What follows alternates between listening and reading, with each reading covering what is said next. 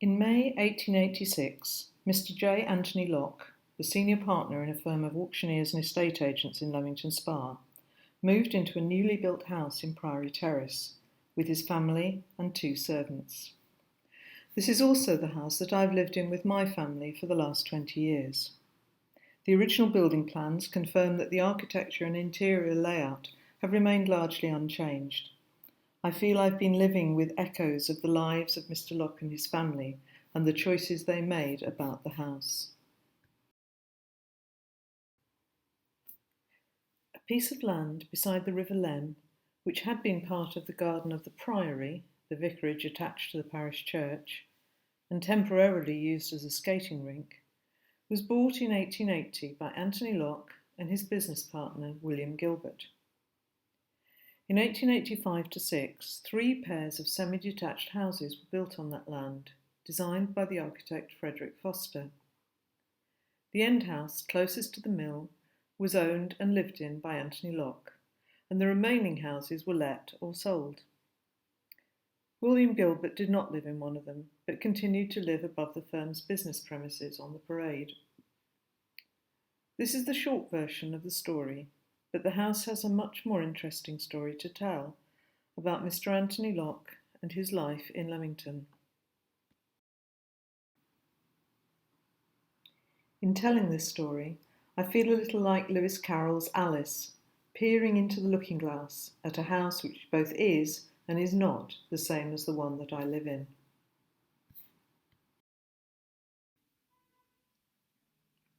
The houses in the row that Locke and Gilbert built are interesting for several reasons.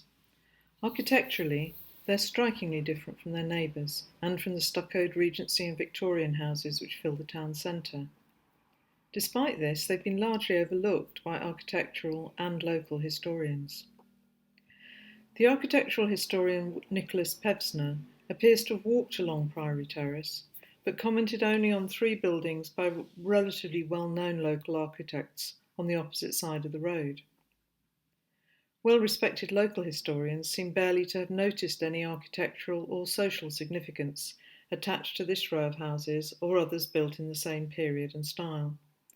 Gibbons refers to them in passing as substantial dwellings, and Cave calls them mock Tudor. Perhaps over time their appearance has become more familiar, but in the mid-1880s they must have been startlingly modern.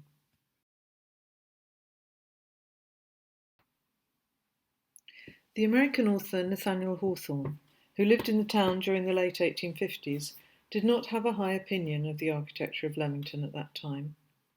He described it as beautiful, but also unreal and pretentious. He regretted that though the houses looked splendid, there was something about them betokening that they had not grown out of human hearts. He said, no man reared any one of them to be his lifelong residence. In the context of the 1880s, Anthony Locke's decision to build, own, and live in this house is somewhat surprising. Very few people in Victorian Britain, probably only around 10%, owned their own homes.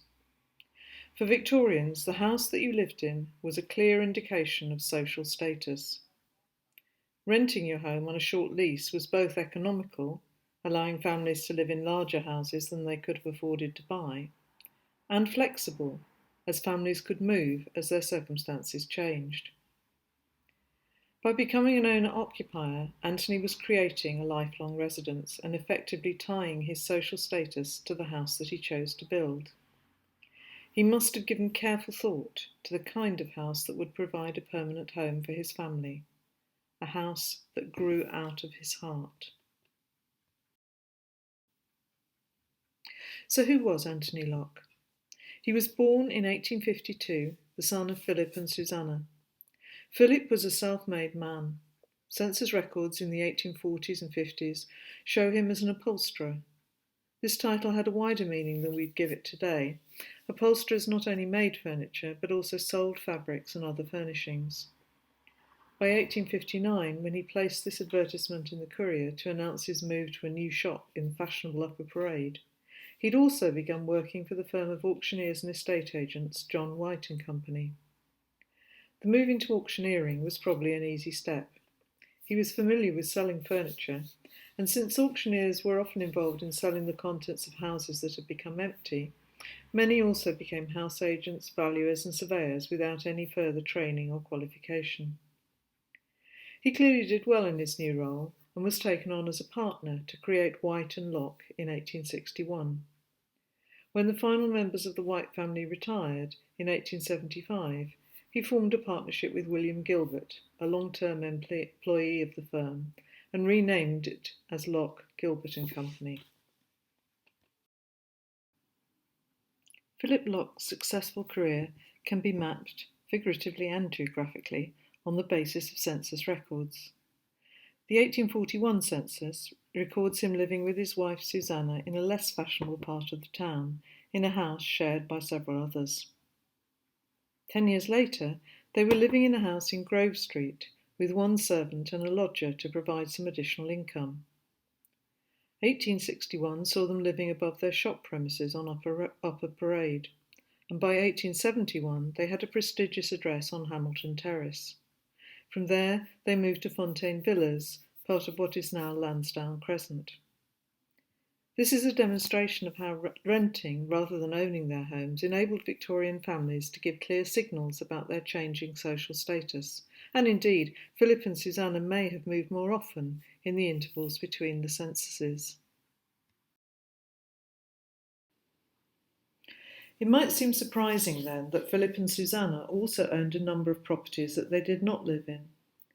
The properties listed in their wills were valued at the equivalent of around £300,000 and would all have been let to produce a comfortable income.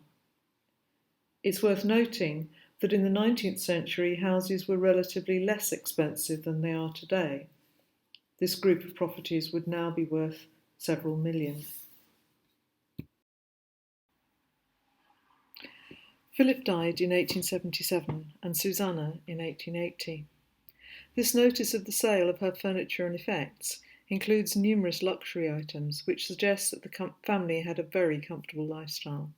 Best Brussels carpets, furniture made by named craftsmen, valuable oil paintings, elegant samples of old Worcester, Wedgwood and other fine china, 300 ounces of silver plate. As well as being clearly successful in his business, Philip Locke was a prominent, if perhaps slightly controversial, figure in the town. He was active in local politics, serving on many committees, including the Board of Health, and was elected as a member of the first town council formed in 1875. Philip's obituary in the Courier presents a vivid picture of a man who was not afraid to speak his mind. He's described as a dissenter because he attended the Clarendon Street Baptist Chapel, and it is a significant comment. In Victorian society, dissenters, that is, those of nonconformist denominations, were generally regarded as somewhat coarse and socially inferior to members of the Church of England. Anthony Locke was well provided for by his parents. He was educated at a small boarding school in London and apprenticed to be trained as a surveyor, which was a respectable profession. He certainly inherited a comfortable financial position and a partnership in a thriving business. But what he does not seem to have inherited is a secure social position within the complex structures of the Victorian middle class. Anthony's response seems to have been to do all he could to firmly establish his middle-class status. This is the only image of Anthony that I've been able to find, and he certainly looks the part. His new house had an important part to play, and his decision to become an own occupier, rather than continuing to rent, was a signal of his confidence. The completion of the 6 houses, financed by Anthony and William Gilbert, was reported in the Courier under the heading "A Great Improvement." The town at large will be glad to see such an unmistakably picturesque row of semi-detached villas built in the Queen Anne style, contrasting favourably with the prevailing cement front. They have evidently been designed to meet taste as well as convenience. In Victorian society, wealth alone, and particularly wealth that had been acquired through trade, did not guarantee acceptance into the middle class. A demonstration of good taste was also required. The Queen Anne, or perhaps more correctly Queen Anne Revival, style of architecture had become fashionable in England in the 1870s. This trend was led by a group of young London-based architects, which included Richard Norman Shaw and George Gilbert Scott Jr., who designed St Mark's Church and Vicarage in Leamington. This group rejected the Gothic style, which had dominated most of the century, and looked instead for inspiration in English architecture of earlier periods, most prominently the use of red brick. In choosing this style for his new house, Anthony Locke was signalling that he was a man of taste. In Leamington, I've been able to identify a number of speculative building projects between 1880 and the early 1900s, which adopted the Queen Anne style. These involved several different developers, architects and builders, and are generally on small pockets of land between older houses. In roughly chronological order, they're located in Union Road, Albany Terrace, Heath Terrace, Priory Terrace, Rugby Road, Radford Road, Warwick New Road, Adelaide Road, Northumberland Road, York Road and Russell Terrace. In London and other large cities, developments of Queen Anne-style houses often grew up in the suburbs, as improved transport links encouraged middle-class families to move away from overcrowded city centres. Things were rather different in Leamington. The centre did not suffer from industrialisation, and the town was not large enough to support the transport links to outlying areas. Moving out of town would necessitate keeping a horse and a carriage, which would be beyond the means of many middle-class families. The convenience of a short walk to the town centre must have been an attraction, and indeed this was one of the factors that encouraged us to move to Priory Terrace in the 20th century.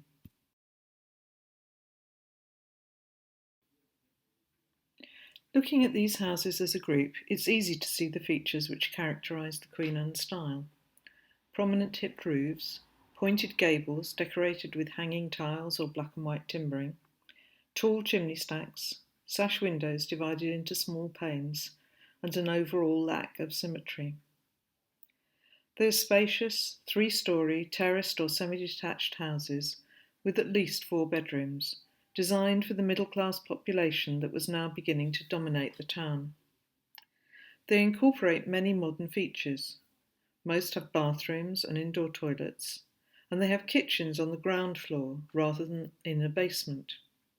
This was an important feature which improved working conditions at a time when a wider range of job opportunities for women and girls was starting to have an impact on how easy it was to recruit and hold on to servants.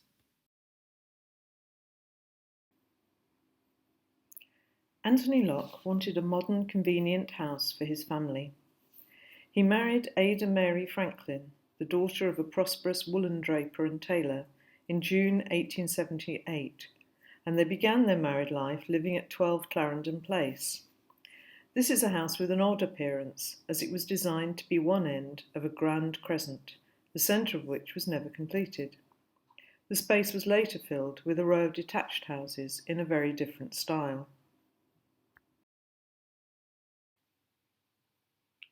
Anthony and Ada had 2 sons, Philip and Victor, both born at Clarendon Place.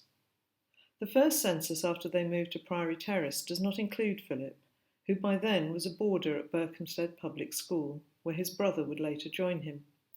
This was a clear step up from Anthony's own education. Their household also included Margaret Waring, a niece of Ada's, and 2 live-in servants, Harriet and Elizabeth Shakespeare. Subsequent census returns show that Elizabeth stayed with the family as their cook for over 30 years. She must have been very happy with the kitchen arrangements in the Locke's house.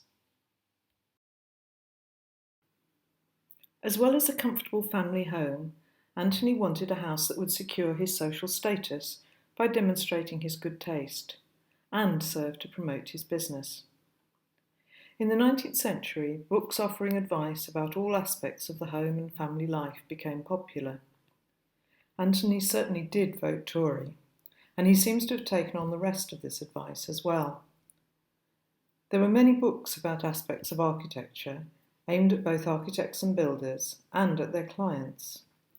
We can imagine Anthony taking time to decide exactly what kind of house he wanted, and studying books such as The Englishman's House by C.J. Richardson, which stress the importance of the ornamentation of the house as well as its overall design.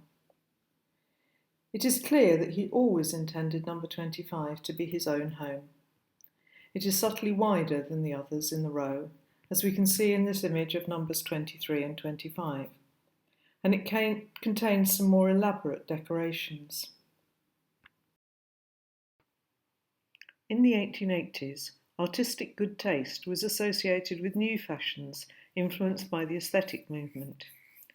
Aesthetes celebrated beauty, art for art's sake, in contrast to the sort of industrial mass production which had been on show at the Crystal Palace exhibition. And they reflected this in their choices of clothes and decorations within the home.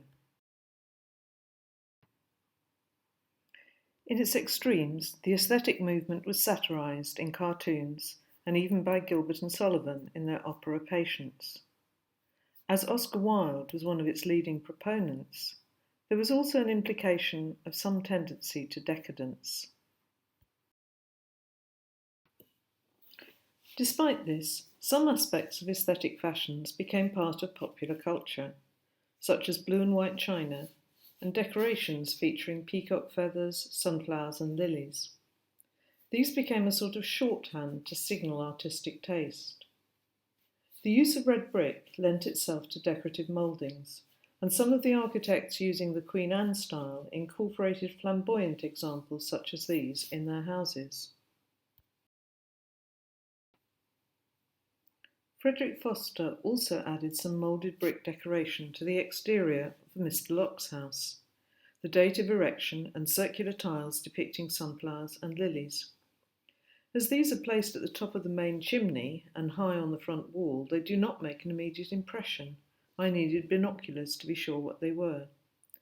There's a sense that the fashionable taste is being acknowledged, but with a level of restraint that would not risk causing offence. Frederick Foster did not seem to use explicitly aesthetic decorations on other houses he designed in Leamington. The York Road houses, which are very similar to those in Priory Terrace, do have terracotta tiles, but not showing aesthetic motifs. Nor have I been able to find evidence of similar exterior decorations on other Queen Anne houses in the town. It also seems that Priory Terrace was the first time that Foster used the Queen Anne style, at least in Leamington. Previous houses that he designed are much more traditional. These factors suggest strongly that Anthony Locke had a strong influence on both the overall style and the decorative details of his new house. The house can then be seen as a statement of his personal and professional aspirations. This is a fuller version of the report published in the Courier about the completion of the Priory Terrace houses. It goes into considerable detail about their modern features, particularly the plumbing and the decorative glass in the front windows. In fact, the whole report reads like an estate agent's description of houses for sale, and I think that is exactly what it is. The Courier did not routinely report on new building developments, and, as we shall see, Anthony seems to have had the ear of the editor. Two more points also suggest that Anthony himself drafted this report. While there's praise for the spirit of enterprise shown by Anthony, there is no mention of William Gilbert, even though he took an equal share in financing the project. There is also the claim about the advantages of removing the objectionable mill. Anthony would no doubt have been strongly in favour of the improvement this would make to the view from his rear windows. Anthony was not only a good businessman, but also a very good publicist. Like the social media influencers of today, he was using his lifestyle to build his brand. I want to take you on a virtual tour of Mr. Locke's house. We will try to look beyond my family home and focus on the details that offer some clues about the life of the Locke family. The porch is set to the side of the house, furthest from its neighbour. This to some extent disguises the fact that the house is semi-detached. rather than a more prestigious detached design. I think perhaps financial incentives won over style here. More semi-detached houses could be fitted in the space, giving a greater return on the investment. The porch is quite spacious and even has a bench inside, creating a stylish entrance. The stained glass in the front door is attractive and also provides privacy. You can't get any hint of what is inside.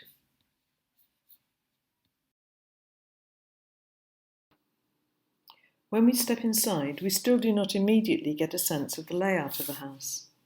The hallway leads to the left, with 2 rooms leading off it, and then makes a turn to the right at the bottom of the staircase, leading to an impressive door.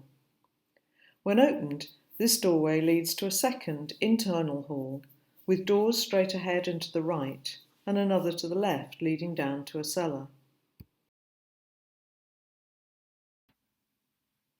Looking at the original building plans for the house makes the layout clearer, though unfortunately these plans are now in poor condition and difficult to copy. The main hallway is highlighted here in orange and the inner hall in green. Beyond the inner hall were the kitchen, scullery and a small pantry, and a door from the scullery provided a separate entrance to the house. Beside this is a coal shed and a WC, which was probably for the use of the servants. The purpose of the door at the end of the main hallway now becomes clearer. In our family house, this door seems irrelevant and we rarely close it, and indeed some of my neighbours have removed the door in their houses. But for the Locke family, this door was very significant. It closed off the noise and smells of the kitchen from the parts of the house that the family and their guests occupied. The lives of the family and the servants were largely separated, although there was no separate servants' staircase to reach their bedroom on the top floor, as there might have been in larger houses. However, this arrangement makes it quite a long way to carry meals from the kitchen to the dining room. In our family house, the original scullery and outbuildings have been made into a large kitchen, and we eat our meals more conveniently in the original kitchen. But the sense of separation still remains.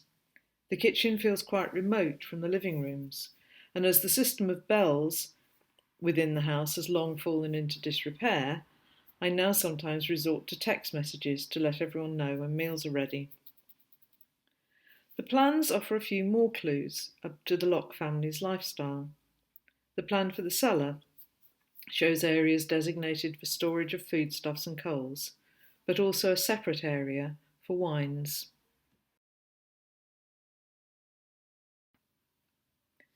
The separation of the parts of the house designed for the use of the family and for the work of the servants can also be seen in the quality of some of the fittings. Standing in the inner hall, it's easy to see the difference between the heavy 6-panelled door leading to the main hallway and the much more modest door to the cellar. Similarly, the doors to the rooms used by the family on the ground and first floors are all rather grand, but those to the bedrooms on the second floor, presumably used by servants and children, are as plain as those at the back of the house.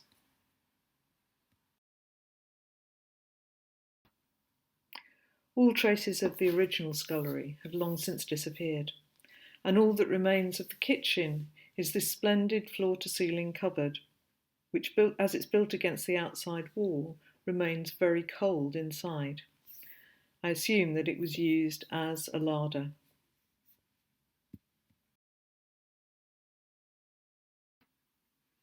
The ground floor layout of the house is unusual. In most Victorian houses of a similar size, the hallway runs straight through from the front door. This zigzag hallway and the small inner hall takes more space, and so it's not immediately clear why Foster would have chosen it. Structurally, it is a way of allowing the entrance to the house to be on the side furthest from its neighbours, which gives added privacy, while having the staircases of both houses on the adjoining wall, thus reducing the possible transfer of noise. The fact that you cannot see into the house when you first enter also gives privacy, and the shape creates an area inside the front door where it would be possible to place a few chairs where visitors could be asked to wait, giving something of the feel of a larger and grander house.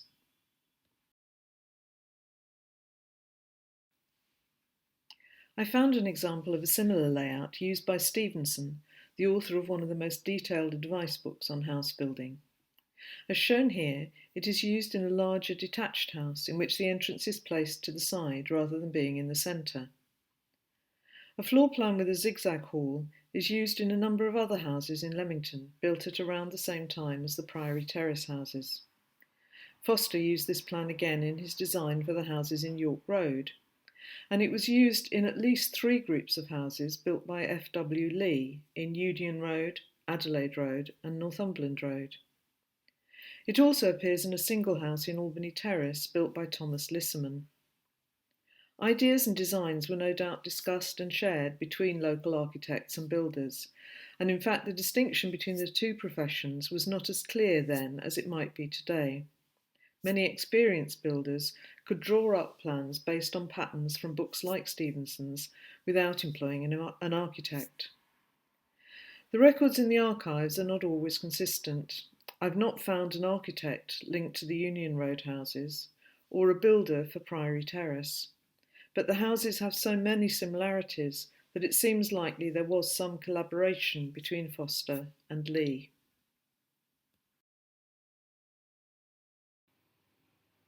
Let's explore some of the rooms used by the Locke family and their visitors. The dining room is to the right off the hallway, facing towards the garden at the rear of the house. It is large enough to have held a table which might seat 10 or 12 people, but not so large that it would have been uncomfortable for daily family use. It is a relatively dark room as it's north-facing. The dining room was traditionally seen as where the man of the house presided, and so would probably have been decorated in rich, dark colours. A few traces remain of the decorations chosen by the Locke family. The large door is decorated on the inside with moulded panels which are made from lincrusta, a new product which was made from a mixture of linseed oil and fine sawdust, spread onto a paper base and then embossed with patterns. This produced a decorative and hard-wearing finish and became very popular. Lincrusta was only launched in 1877, so Anthony Locke was an early adopter. Above the door is a panel with floral swags, probably also made with lincrusta, and the metal door plate has a pattern of sunflowers, adding a touch of frivolity and a nod to the aesthetic taste. Sadly, the original fireplace is long gone, but the dark wood surround remains, giving an echo of what was probably quite a formal room. As a visitor to the house, you would probably have been shown first into the drawing room, which is at the front to the left of the hallway, with a large bay window facing the street. This is a much brighter room, getting sun for much of the day, which would have shown off the coloured glass which originally filled the top panels of the bay window. Again, the large door is decorated with lincrusta panels, this time in a less formal style, and has a large metal finger plate. The drawing room was traditionally seen as the domain of the ladies of the house, and so might have been furnished in a very different style from the dining room.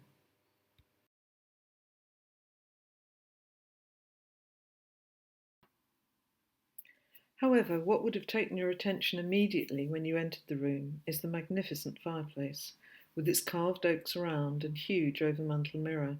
It dominates the room. We have kept the walls plain and light in colour to highlight the wood, but as followers of fashion, the Locke family may well have used wallpapers like these, which would have altered the impression somewhat, but the fireplace would still have been impressive. Although I haven't been able to confirm who made the fireplace, it's likely that it was made locally.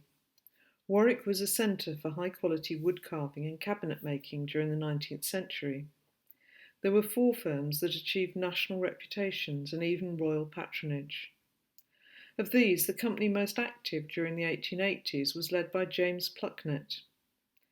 In addition to prestigious commissions for local churches and landowning families, Plucknett made the furniture for the newly built Leamington Town Hall in 1884.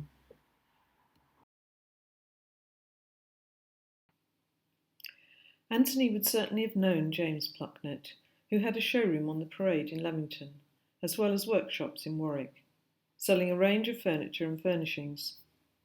The wording of this advertisement indicates that Plucknett was aware of the appeal of artistic furnishings to middle-class consumers in Leamington. If Anthony was commissioning a piece of furniture for his new home, he would have gone to a highly regarded craftsman like Plucknett and negotiated the style that he wanted. The carving on the fireplace and mirror surrounds shows a mixture of styles. Projecting carvings based on traditional motifs of acanthus leaves and scrolls of stylized foliage, and incised carving in geometrical designs, or used to produce delicate floral motifs with flowing curves. These are examples of the revival of the lighter and more elegant styles of the 18th century that were associated with the Queen Anne fashion. There are also sections with minimal carving, where the grain of the wood is shown to advantage, and some sections and inlaid panels are made from expensive quarter-sawn oak, which produces distinctive flecks and tiger stripes. The use of different styles within the carving suggests a desire to display an artistic taste, tempered by a reluctance to move too far from the respectability of tradition. This may have been the impression that Anthony wanted to give. The size and quality of the fireplace suggest a considerable financial investment, and yet it has a sense of restraint, which prevents it from appearing too ostentatious. The grate is surrounded by a double panel of decorative tiles. These are from a series of art tiles produced by Minton and advertised in their large, crowded catalogue. The design is called Husbandry, and shows scenes of peasants in medieval dress engaging in agricultural tasks. This was one of many designs for Minton by John Moyer Smith, a prominent designer and illustrator who embraced opportunities offered by industry to promote the ideals of the aesthetic movement to a wider audience. Such pastoral scenes were a common choice, reflecting the attraction of a simpler society untouched by industrialisation. The irony is that it was advances in the industrial processes through which the tiles were made and decorated that made the ornamental tiles available at prices the Victorian middle classes could afford. Overall, the drawing room is a powerful statement of Anthony Locke's wealth and taste, and his knowledge of current fashions. By entertaining his friends in this room, he was also advertising the qualities that underlay his successful business.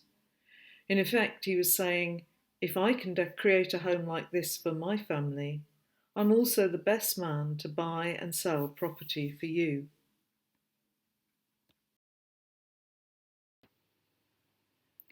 If you were a particular friend of Ada Locke, you might have been invited upstairs to her sitting room, which is on the mezzanine floor at the back of the house. This is a cosy room with a splendid view over the river and Jeffson Gardens from a rather quaint bay window. Although this was marked as a bedroom in Foster's original plans, it was recorded as a sitting room in a later property survey, and the surviving decorative details suggest that it was a more public room. Like the ground floor rooms, it has Lincrusta panels on the door and a very ornate fingerplate in the aesthetic style. The fireplace retains its striking green tiles, but the wooden surround was probably originally painted. This would have been a very pleasant, peaceful room, a little removed from the busier parts of the house, where Ada could spend time reading, sewing, or entertaining her close friends. As my family grew up and we no longer needed it as a bedroom, I quickly claimed this room as my study. Anthony took every opportunity to actively promote his business, and he was an effective publicist, making good use of the image of the firm's rather grand premises in the Parade. Soon after his father's death, when Anthony took over leadership of Locke, Gilbert and Company, the company's advertisements began to appear as the first entry on the front page of the Courier. He seems to have had some influence with the editor, or perhaps was willing to pay well for this advantage. From March 1881, the strapline, "The oldest established estate office in Leamington," appeared above their advertisements, and was repeated at every opportunity in entries in trade directories. He was not shy of being a little economical with the truth. A copy of the Courier from 1880 shows "Established 1834" above Locke and Gilbert's advertisement, and "Established 1820" above that of their rivals Cook and Green. I want to add a few words about William Gilbert, who so far has been a silent character in this story. William had been employed by White and Locke, and Philip Locke took him into partnership when Locke, Gilbert and Company was formed. The two men were clearly friends as well as business partners. In his will, Philip included a gift to William. "To my son, J. A. Locke, to whom I've relinquished my share of Locke, Gilbert and Company, and to my friend, William Gilbert, his partner, the sum of £10, 10 shillings each, to purchase some little remembrance of me." This was no little remembrance, as it was the equivalent of about £700 today. I'd love to know what each of them bought. William was also active in local politics, and after Philip's death he was elected to his previous place on the town council. However, he seems to have been an unassuming character, and continued to live above the company's premises on the parade. William continued to work with Anthony as a partner in the company until 1892, when their partnership was amicably dissolved, and William appears to have enjoyed an active retirement after 43 years. The report of William's death in 1900 offers some more details about his life. He was clearly an active and popular local character. The report also mentions his love of swimming. "He was one of those very few who take a swimming bath all year round, and it was no uncommon sight in the early hours of a bitterly cold morning to meet Alderman Gilbert with his towel across his shoulders, returning from his somewhat eccentric but exhilarating plunge." There is no evidence of anything but an amicable relationship between Anthony Locke and William Gilbert, but they were different characters and from different generations, and I suspect that William did not quite fit the modern, fashionable image that Anthony was developing for the business.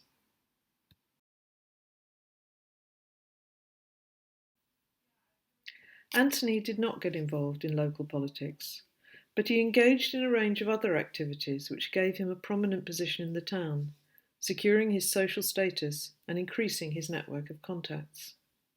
He was a Freemason and an active supporter of the parish church, and also the vice president of the Leamington and South Warwickshire Bicycling Club. The only image I have of him comes from an illustration in Bicycling News in 1886.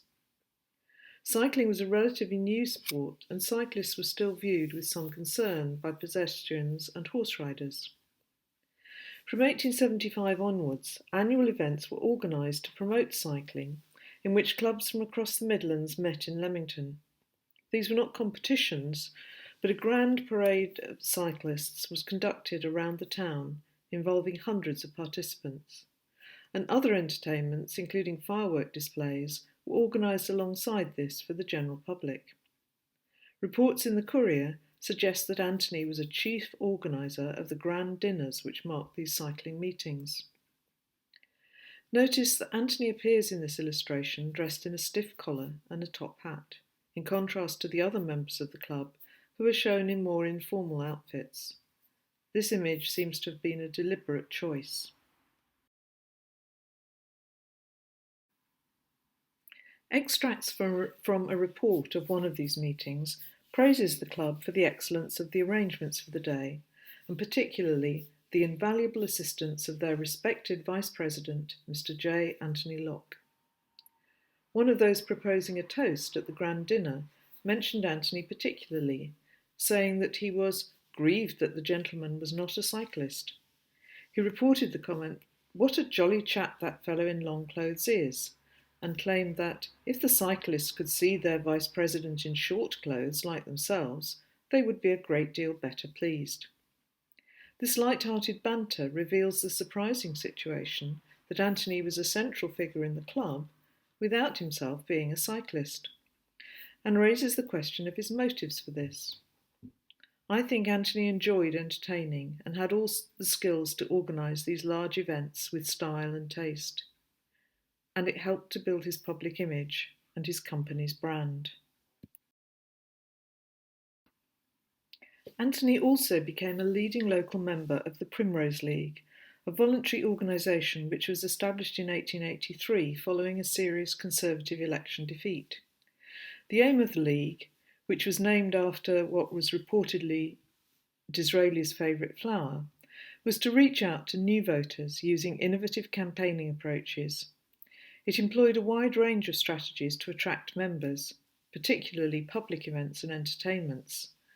These sound similar in many ways to the events included in the bicycling meetings, and so Anthony's talents were exactly what was needed. A report of the inaugural banquet of the Leamington branch recorded that Anthony made a gift of a bouquet composed of 250 bunches of primroses with a violet centre, the whole measuring 1 yard across to decorate the top table. He clearly knew how to make an impression with a flamboyant gesture.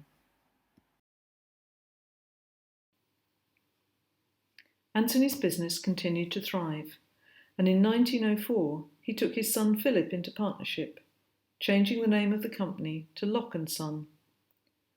However, this partnership did not last long, as in 1908 Philip emigrated to Canada with his wife Bridget and his younger brother Victor. Both brothers had been officers in the local volunteer regiment, and there was a touching report of their farewell in the Courier. It is not clear why they went. Canada was seen at that time as a land of opportunity, but they were leaving behind secure careers in the family business. The Canadian census of 1911 shows them living in British Columbia, where Philip is recorded as a farmer. Their household also included another young Englishman, Alfred Kemp, who, like Victor, is recorded as a surveyor. I believe that Alfred was the son of Alderman Thomas Kemp, the then Mayor of Warwick. The birth of a son to Philip and Bridget was announced in the Courier in June 1911. Philip, Bridget and Victor all remained in Canada for the rest of their lives.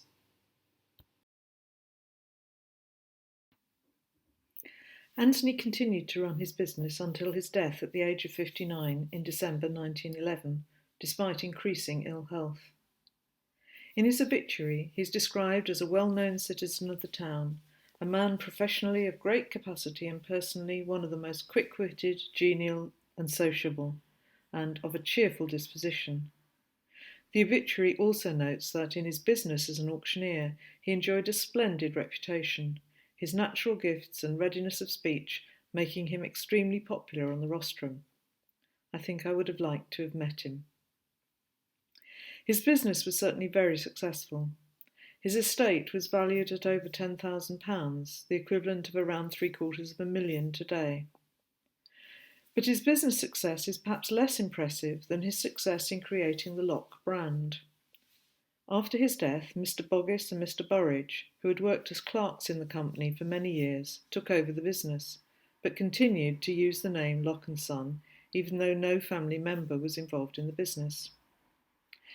In the 1930s, when the business was bought by a rival firm of auctioneers and estate agents, K.R. England & Sons, they chose to name the new company Locke & England. The Locke brand still carried value.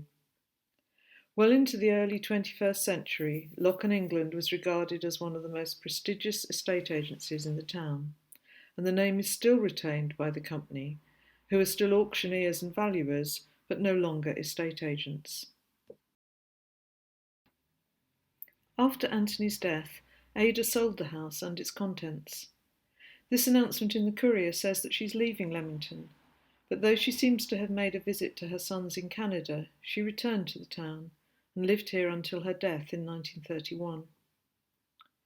Since Ada left, the house has had many owners, some choosing to stay here for quite long periods, as I have done. It is a beautiful house in a wonderful location, and I'm grateful to those of my predecessors who've helped to preserve so many of its features.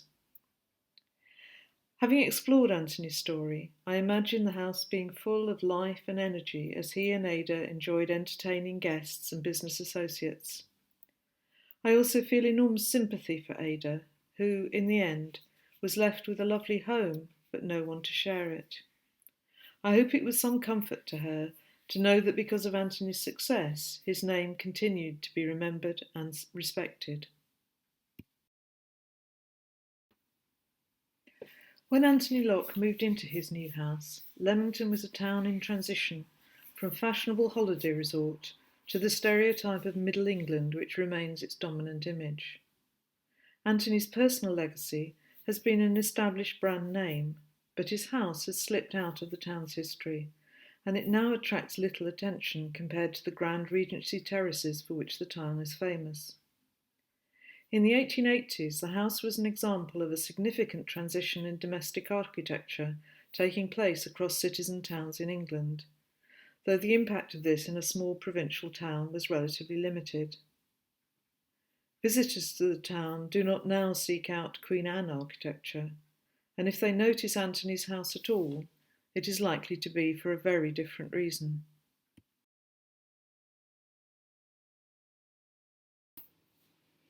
Those who recognise the position of Mr. Locke's house in Leamington may be surprised that this presentation has not so far contained any reference to elephants. The house stands beside a slipway created to give access to the river for horses. It is known locally as the Elephant Wash because of the now disputed story that Sam Lockhart also washed his circus elephants here. This name had been given to the house before we moved in. Mr. Locke used the more prosaic name Erncroft. This map, which appears in the records of Warwickshire Quarter Sessions, records the application to move the slipway from its original location next to the bridge. This happened in 1882, between the time when Locke and Gilbert bought the land and when the houses were built. The story of elephants being washed in the River Lem is an attractive one, but one that really has nothing to do with Mr. Locke or his house.